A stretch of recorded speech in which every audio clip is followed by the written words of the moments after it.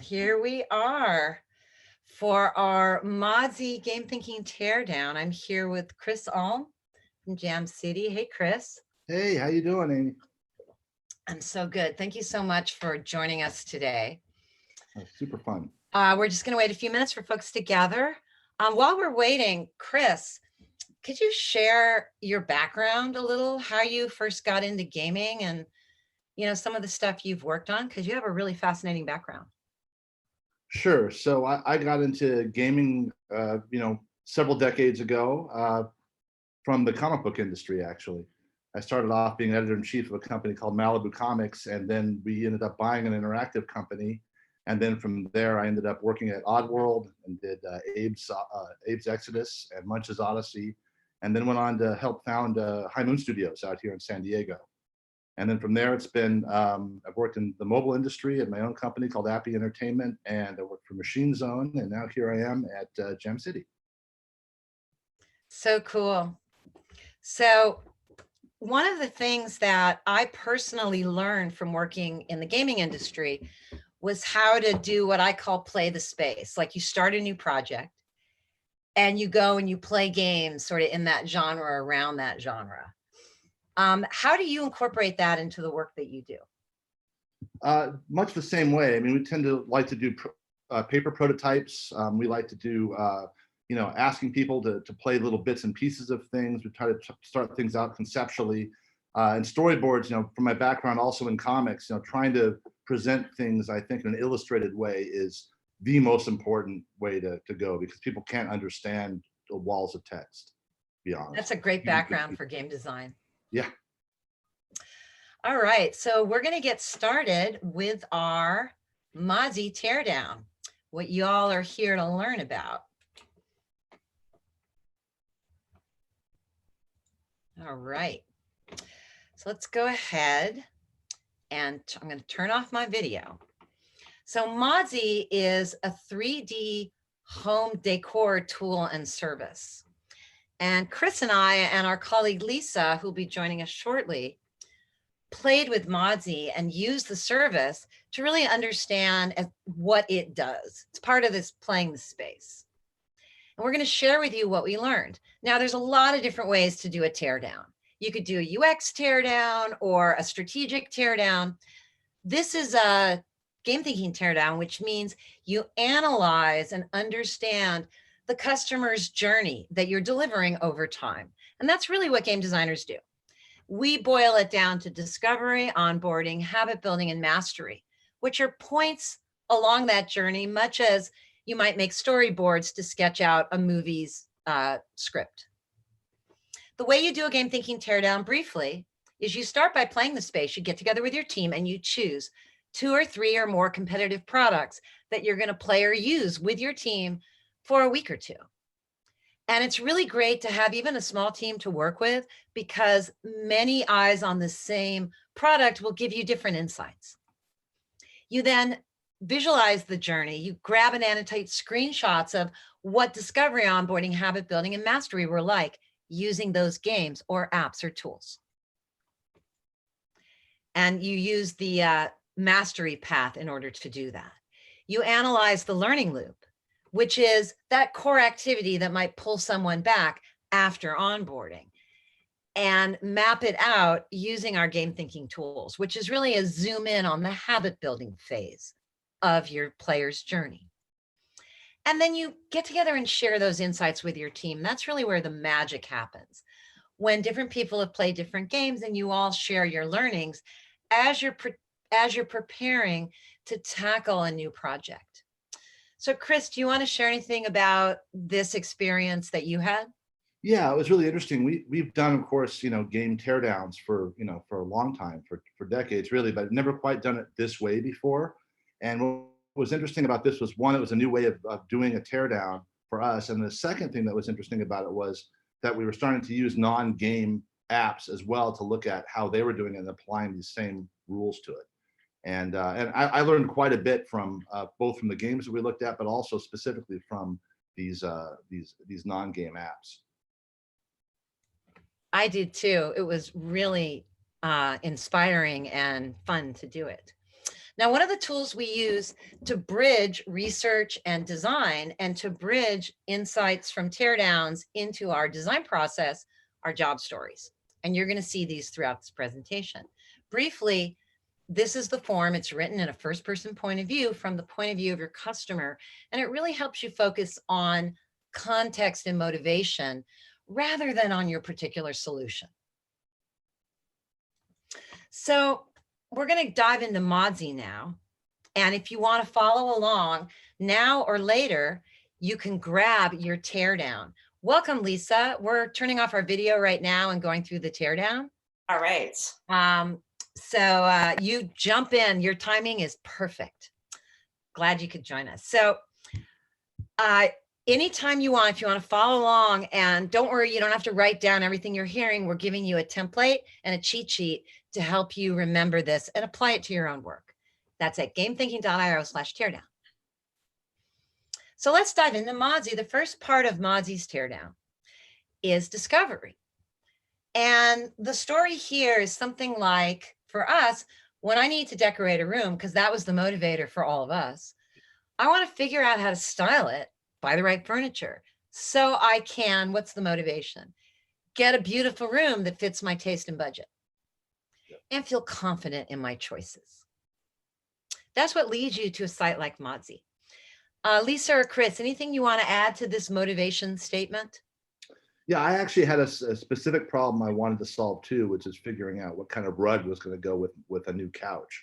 So it's kind of interesting, this trying to tackle this whole idea of how to actually get a beautiful room that fits my taste and budget with some specifics that I wanted to keep. So go ahead, Lisa. I was going to say mine was similar too. So I needed to add a study space for my daughter. So I was looking for advice on how to create a cool study space. So you both came to Modsy with a really specific need, plus existing furniture you needed to work with, correct? Yeah. Yes. So that's one really strong use case for Modsy. So when you first meet Modsy, there's a lot of really beautiful imagery. Their discovery process communicates something very enticing, which is really goes back to that goal, which is get a beautiful room. You see a lot of really beautiful rooms. This is an example of one. This is their most recent redesign of their homepage. So they really do a good job of selling you the destination versus the way to get there. They explain how it works, do a good job of that as well. And as you get into onboarding and starting to sign up and go through conversion, there's also a lot that works really well. When you're signing up, your big question is this going to work for me? Is it going to fit my needs, fit my style, fit my budget? So I can feel confident and trust the process. Lisa and Chris, how did this statement match your point when your feelings when you were about to sign up? Yeah, this is perfect. It's exactly how I felt when I signed up as well. Yeah, I was really looking forward to it, and seeing that the rooms that they were showing, I wasn't sure how they were going to do it from a technical perspective, but the rooms looked so good, and it seemed to fit exactly. They were giving me a lot of confidence right from the beginning that I was going to be able to get a result that I would care about, especially after I took the test. So really good discovery and early onboarding. Yeah. So one of the aspects of both discovery and onboarding is the style quiz. Style quiz is, you can take it without signing up, but you can also retake it, as we'll get into very shortly. So if you go to modsy.com, you can see the style quiz for yourself. They show you beautiful rooms and they say, which do you like best? And then they give you some feedback on those choices you made, and you keep going to refine what the system knows about you. And then you get some more feedback and you keep going. And you feel like, wow, they really get me. This is really interesting. They're not just going to be simple with this. They're really going to understand me. And you get even more detailed and specific. Then they do a quick readiness assessment, how ready you are to design. Very interesting. And then you create an account in order to get your results. Or you just get your results if you're already signed up. And this is a very common tactic you'll see all over the web. This seems like a fair trade. So you sign up and you see something that's not just, mid-century modern, inviting industrial. And that was mine. I felt like they got me. I was like, that is me. I looked around my house. I thought, wow, that actually is me. That was very exciting. And you see your results. You get a style tip right away, just a little bit of value for your trouble right away. Very cool. An explanation of what inviting industrial means. Plus, very importantly, feedback. Did they get you? They want to know. If they didn't, they want to know. And they let you submit that. So that's a pretty amazing experience. Lisa and Chris, what was your experience with the first time you took that style quiz? So I personally loved the style quiz. I think they did a great job getting my style, which was mid-century modern chic. And it was a really easy process to go through and something that I was able to share with my daughter, whose room we were designing together. Yeah, I felt much the same way. It was really interesting seeing the things that I kind of thought I liked kind of coming together into some kind of label like this inviting industrial. But I also was really interested in it, so I took the quiz 4 times, and I got kind of a different result each time, because partly it was I was changing my opinions on some of the items, because you can say whether you love an item or hate an item, or you just don't care about an item, as well as looking at the rooms. So that was kind of interesting. It didn't get me every single time. I didn't get the same result. So I think just 1 or 2 small changes would end up changing the quiz in terms of the results. That's such a game designer thing to do. Yeah, I know. Couldn't help myself. I love it. But Yeah. it really makes the point that it's a replayable style quiz. Yeah, and it was fun each time. Yeah, Yeah. that's not easy to pull off. So their style quiz is very impressive. Then they get you into pricing. There's these different packages. I thought about it and then I chose the classic, the low end. Which one did you guys choose? I chose the classic as well. I wanted to see how it worked first before investing more money. Yeah, I was intrigued enough to pay for the classic, but not yet for anything more than that until I saw the results. So I had this exact same response. And then they do some good price anchoring. This is all during onboarding, telling you how much you're saving, making these promises, save thousands on furniture and best prices, no markups. We will work within your budget. Sounds good, right? Yeah. Association with trusted brands. And you see that throughout. You're going to see more from Chris about his multiple trials, and also from Lisa about her relationship to these brands. But right up front, you see, oh yeah, is West Elm in there? Is Crate and Barrel, Pottery Barn? Yep. They're all in there. So Lisa, did that help pull you in? It did. I have a lot of furniture from a lot of these different retailers. And also I love the fact that they had multiple retailers that they were pulling their designs from. Yeah, it reassured me at this point. It was like, oh, okay, well, how bad can they be if they've got all these guys on board? Great. Me too. Had the same feelings. And then we get into habit building. And this is when you submit your design and then you interact with it. So the first part is you go through a funnel where you create your design. Once it's created, you're waiting for how many days? I think you were 12 days, Lisa.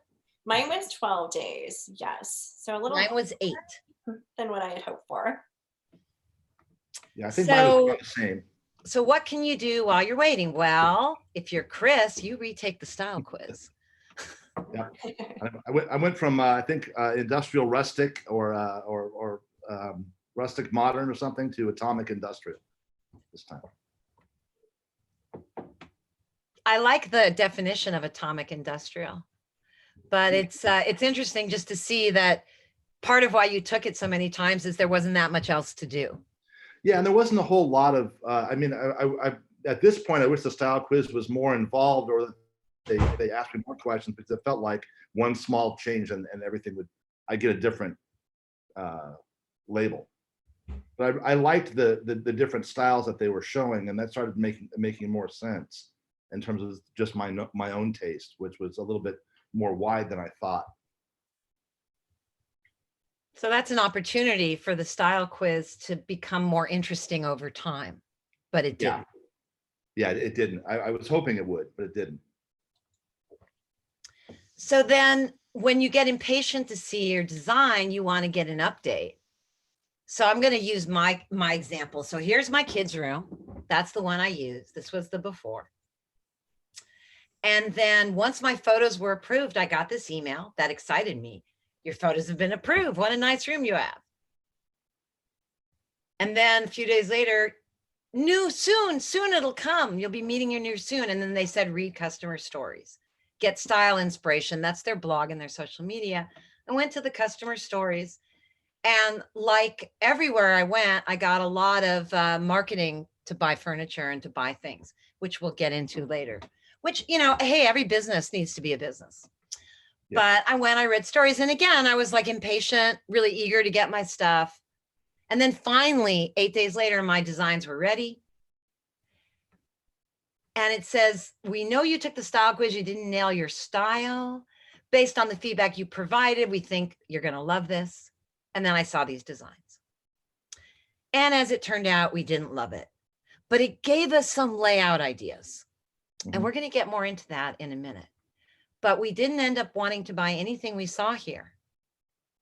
Now, another thing that you want to do during the habit building phase while you're engaged is share your room design with someone close to get someone's feedback. And this was Lisa's experience. Why don't you tell us about this, Lisa? Yeah, so this was mine. So I was designing my room with my daughter, who is 10 years old, and she was very patient. Every day she kept calling me when I was at work. Did our room come? Did our room come? Let me know as soon as you get it. So finally we got it, and I was able to just click that share button, and she was able to open it directly from her email. And she was very excited, and she called me right away. She's like, I love it. I love it. There are a few issues that we will get into a little bit later, but the sharing part was very easy, and I was able to send it to my husband as well. Did you have any sharing, Chris, or was that not relevant for you? No, it wasn't really relevant for me because I was going to share it with my wife if I liked any of the designs, but then otherwise I didn't want to have to argue about the service with her. So, well, we're going to get to that shortly. Yeah. So then another thing that can become a habit or a repeating action is when you do get your designs back, Modsy lets you tweak or change them if needed. You can either do it hands-on or you can request the designer. And this is where Lisa also had an interesting experience. Yeah, so on this one, in the previous picture, what I noticed was that the dresser was actually blocking the closet. So the 3D model wasn't 100% accurate. So there's a little ledge that they have in their image, but that doesn't actually exist in Kiara's room. And so with this particular layout, the dresser, which we actually ended up buying, it was blocking the closet. So I was able to go back to Modsy and say, hey, this dresser is blocking the closet. Can you help me do a different layout? And so they came back with the new layout that you see on the right-hand side with the dresser placed on an opposite wall, and nothing in this layout was blocking the closet. And was that a good experience for you? Yeah, it was really fast, and it actually only took a day to get the new layouts back. So I was a little worried it was going to take 12 days again, but the process of submitting new design changes and requests was much faster than the initial design. So that was a very positive experience. I ended up doing it probably another time as well, because we wanted different desk options as well. So it was really easy to go through that process and didn't take too long. That's really interesting. So now let's talk about mastery. Mastery is where you start to go beyond the basics and go deeper. And the main mastery story that in Modsy right now is you've completed one room and then you want to do more rooms. You want to give Modsy more money. You want to achieve the home of your dreams. And I think certainly when I went and started to use Modsy, that's what was in the back of my mind is, well, if this works, there's also the porch. And then there's my office. And I started imagining the other rooms that I could get awesome ideas for and just level up my whole home. Now, that didn't end up happening for me or for any of us. So I wanted to let you hear about Chris's Modsy experience and kind of where he hit a wall in that journey to mastery.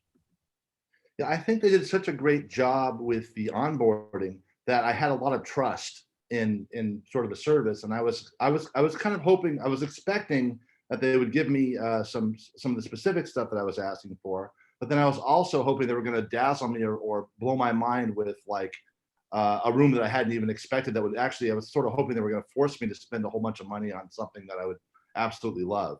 So this is my living room here, which is a fairly open space, the wood floor, and a giant couch that I'm already going to replace. And you can see there's a TV on the wall directly across, and there's also a fireplace. If you look over at the fourth picture, there's a fireplace that's inset into the wall. So that's the room that I sent. And then when I got back to designs, which are coming in the next slide here.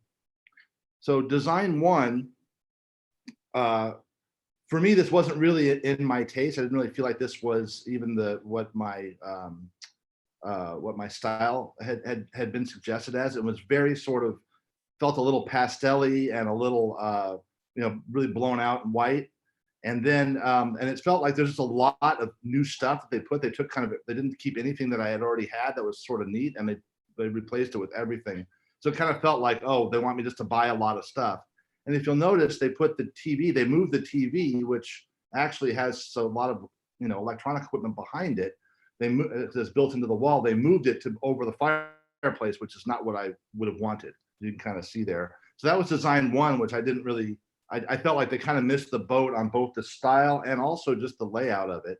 And then if you look at design two, this one also felt really eclectic. The room kind of feels bare to me now. It's not minimalist bare, but just kind of bare. And then they did some interesting things where they still put the TV over the fireplace, but they also put a grate over a built-in fireplace, which also feels very strange, right? You never would really do that in the space. So I was kind of like, at this point, based on the designs, I sort of lost, like, I was like, okay, I think there's so much kind of wrong with this in my mind that either I did something wrong with the way I submitted, or my expectations were too high. But I didn't want to keep working with a designer to try to clean the space up. And instead, I just did the rest of the stuff on my own and kind of chalked it up to a learning.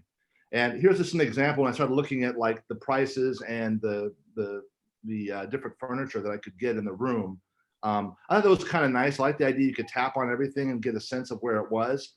But I wasn't really, I want to see stuff in person, so I wasn't really tempted to sort of pick up any of these items directly through the service. And here's again more different options that you can swap in and swap out, which were kind of nice.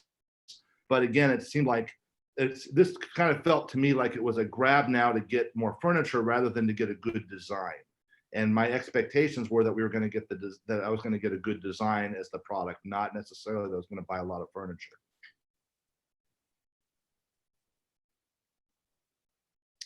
And yeah, so here you have it. Lots of design packages, lots of offers, and I felt like that must be their business model. It's not the $89 for the design package, but it's actually the money that they're making from people buying the furniture that matters. And so then I was like, okay, I think that I'm done with the service. I was glad I did it, but I don't think that I would do it again for another room, which I was open to doing that when I first experimented with the onboarding. What about you, Lisa? Where were you at emotionally when you got done with the room? What did you buy, and would you or would you not go ahead with another room? Yeah, great question. So the original designs, we actually loved the dresser, and Kiara initially liked the desk as well, but I'm like Chris, I like to see furniture before I invest a lot of money into it. So we went directly to Pottery Barn and West Elm, and she actually didn't end up liking the desk in person. So we went online and did some research. So we went to Pottery Barn team to see what they had. And there was one desk that she loved. So I went back to Modsy actually to see if they could replace the desk with that one.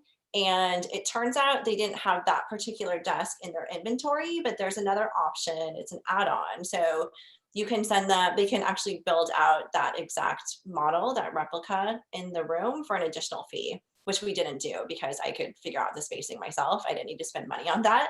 But we did end up ordering the desk and the dresser, but directly through the retailer. So one was from Pottery Barn Kids and the other one was from Pottery Barn Teen.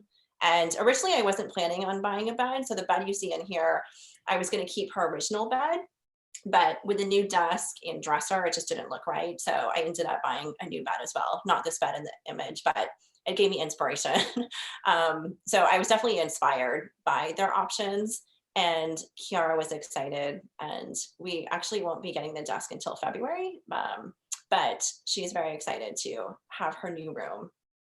And you got to collaborate with your daughter. Yes, it was a lot of fun. And even what I ended up doing too is when I went into Pottery Barn Teen and Pottery Barn, they offer free design services. So I kind of showed them what Modsy gave me and asked them for other ideas as well. So I ended up using their services in addition to Modsy to get inspiration for the final design. Another use case. Yes.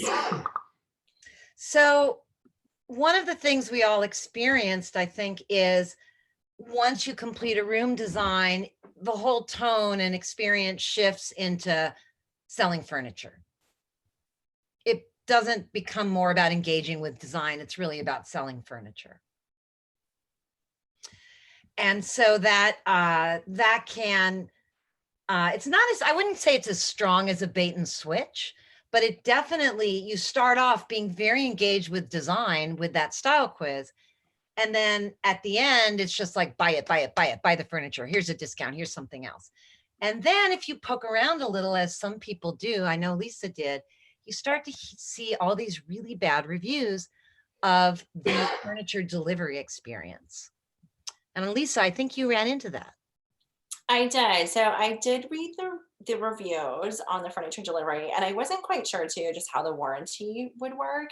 And so I ended up opting just to buy directly from the retailer as opposed to going directly through Modsy. And Modsy also didn't have the desk in stock that we wanted. So that was the other issue. But I did read there were several reviews about the actual delivery process being quite long. And if you needed to return something, having that be very difficult as well. So I just felt more confident going directly through the retailer. I think that word confident is a really key word. You know, I know that, Chris, that came up for you about feeling confident. Once you lost confidence in the designer, it was just emotionally over for you.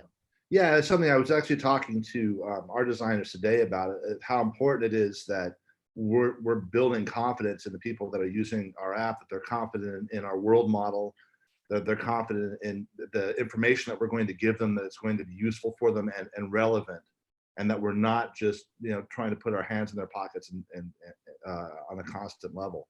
And I found that they did a great job early on in really building up my expectations and confidence, probably to a fault.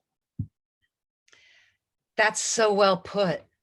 And that is one of the challenges of designing over time, is that, especially if you have different teams that work on onboarding and sales and social media versus delivering later in the process, there can be these disconnects.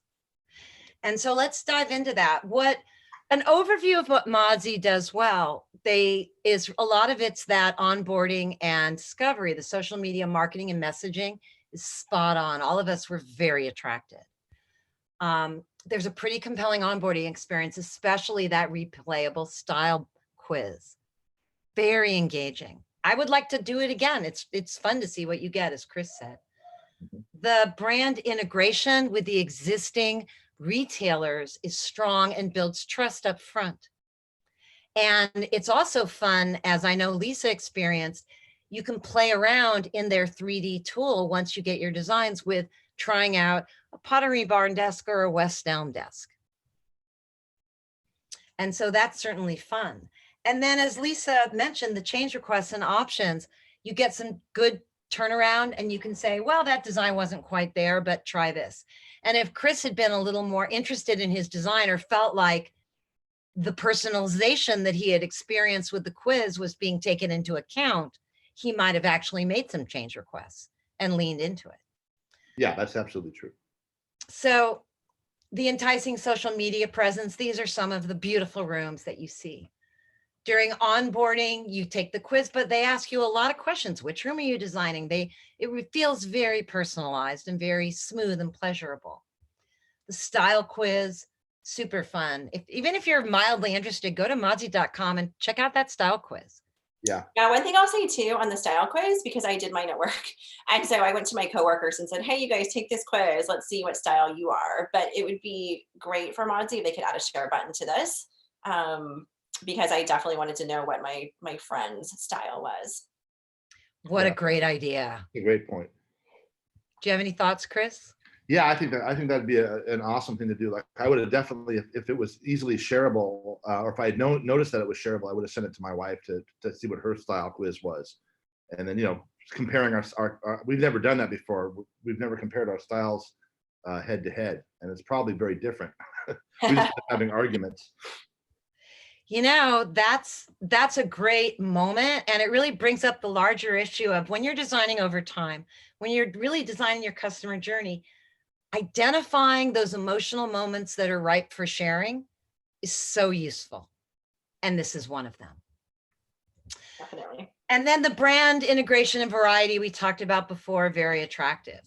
And yet what ended up happening is for me, I see Wayfair here.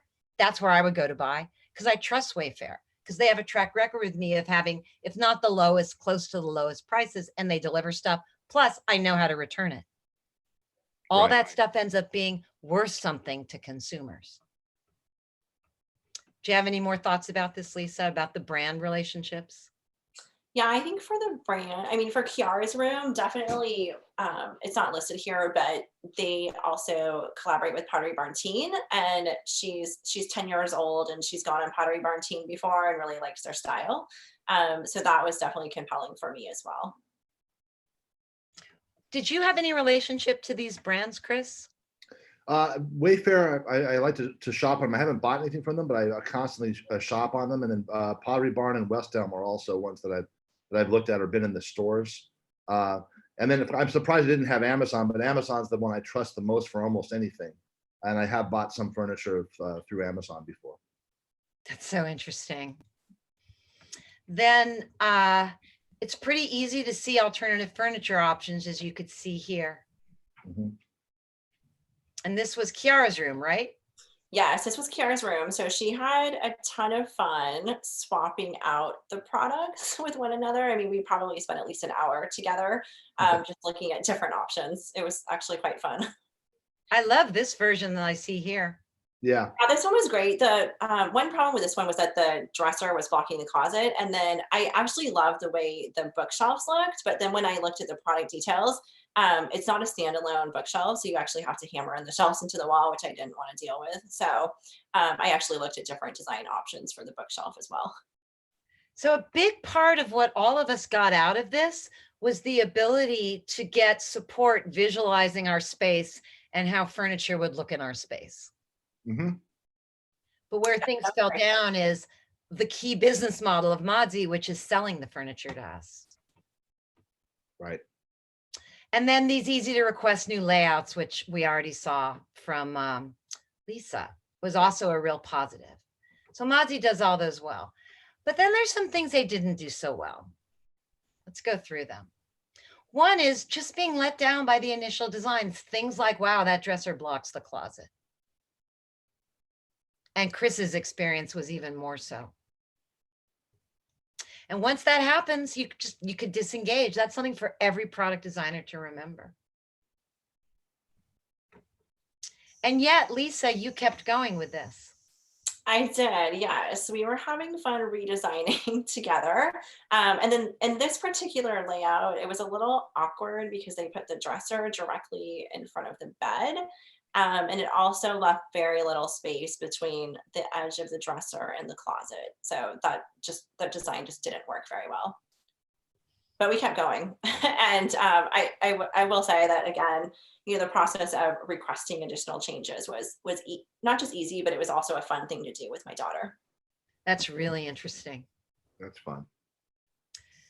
So re-engagement, there's not that much to do with re-engagement. We've covered it.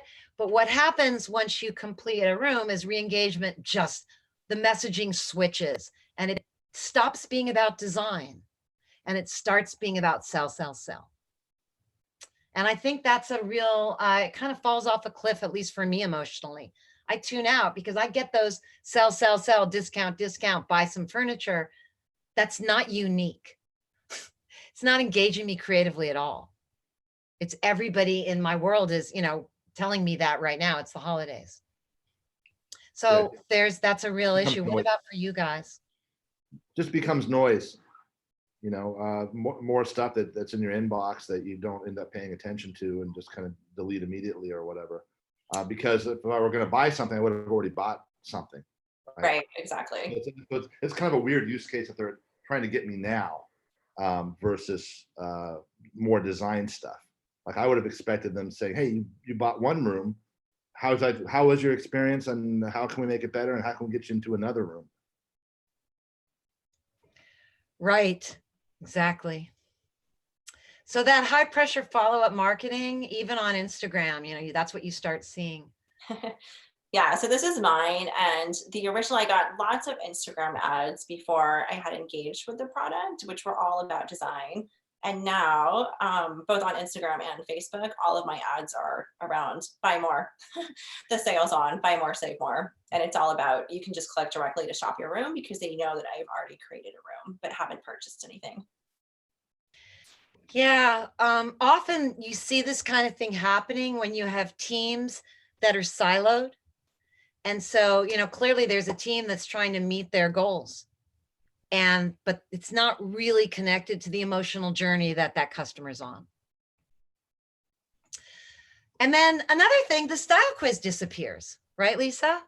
Yes. So I went to just try to find my style quiz earlier today and I couldn't find it anywhere in the user interface. And so I went to go start a new project to see if I could find it there. And when I clicked on that button, it was very strange. It had me start from the very beginning. So I couldn't find my original style quiz anywhere. And I was quite happy with what they came back with the first time. So I would have thought that if I did want to start a new project, that style quiz and my style would have been carried over to a new project.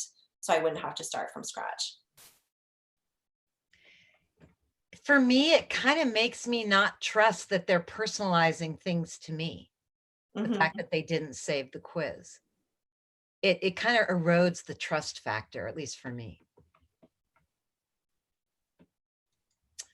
So that's our teardown. I hope that was interesting. We're going to take questions in a moment. But if you want to build your own game thinking teardown and kick off your projects by playing the space in a smart way that helps you build a hit that your customers want, go ahead to gamethinking.io/teardown and grab your cheat sheet. So now we're going to take questions. Let's go ahead and turn on our video. My delightful colleagues, thanks again for visiting. And I'm going to go to the question panel. All right.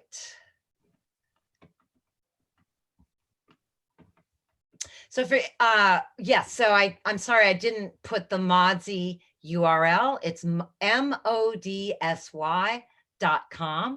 If you're interested in checking out Modsy, and we all got a lot out of it. I think, Lisa and Chris, would you say, how did you feel about the money you spent and the value you got out of your experience? Yeah, I thought for me, I was satisfied. I'm not a great designer myself, so I'm always asking my friends for advice or for their opinions or going to Pottery Barn and asking their design team to help me.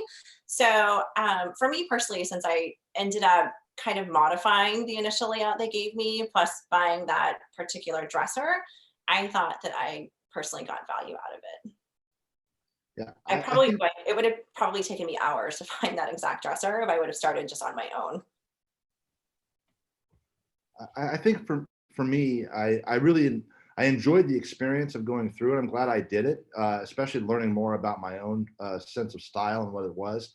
But that kind of made me at the end decide, now that I kind of know a little bit more, to actually do more of my own research and get better at figuring this stuff out rather than actually hire a designer. So maybe it had a little bit of an opposite effect on me.